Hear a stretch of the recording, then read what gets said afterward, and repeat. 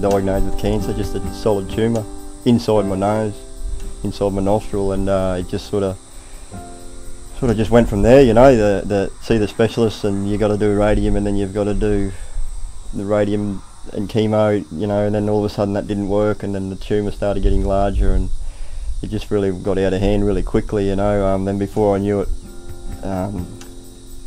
the only option was surgery.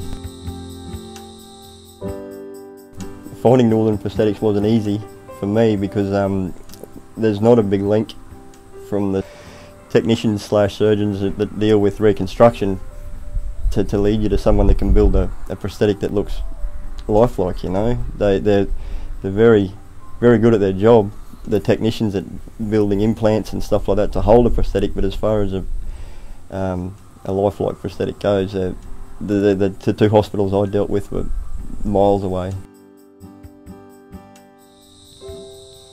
It was 3 years from when I had my operation to when Sophie made my first prosthetic. So yeah, long time to walk around the way I was. And you know, I worked probably 2 of those years, you know. The first year I was still pretty crook. Our son Jaden, his main thing was so glad that Dad could come into the service station with him. That was on the way home when we first got the prosthetic, when it was finished, the one that Sophie did. He was just so happy that Dad could come into a service station with him. That was the first time in a fair while. So I missed a lot of things. I missed a lot of kids' stuff with school, sport, you know, things like that I just didn't go to. I could do it, you know, I could, but it'd change my mood, and by the end of the day I'd be in a bad mood. So I'd really just avoided stuff like that at the end of the day. And you know, because I suppose I had this to look forward to. I knew there was light at the end of the tunnel. I knew one day I'd get a prosthetic that was functional.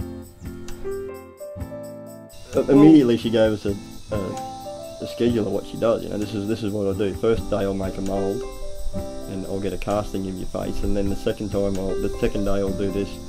Third day I'll do intrinsic colouring, and then she explains what that is. I'll do a bit of basic colouring inside the plastic, and then the final step will be, you know, the painting while it's on your face to match your skin. And it was just sort of, well, no one's ever said anything about that before, so you sort of knew immediately that it was going to be different. And when she even originally, when we first rang her up to say if it sounded like something she could do, because she was using terms like sculpting and colouring, we knew straight away that it was going to be different and more what we'd been envisioning really. Yeah, and I can remember when we first, when Sophie had that casting, and then she put that bit of plasticine on, just started a little ball of plasticine, put it on the casting of my face, and then just started to build a nose. And like right in front of your eyes, here comes a nose made out of this plasticine clay. And it was green. It was much more realistic. It was green, shape. And then she goes, "Oh, that fits pretty well." And it did. Yeah, that's right. Like, man, and it just all came up in front of you. And it's like, for someone like me that's not artistic at all, it just blew my mind. Really, it did. So.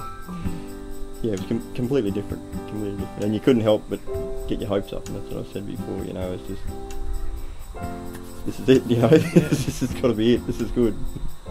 Yeah, it made me feel good.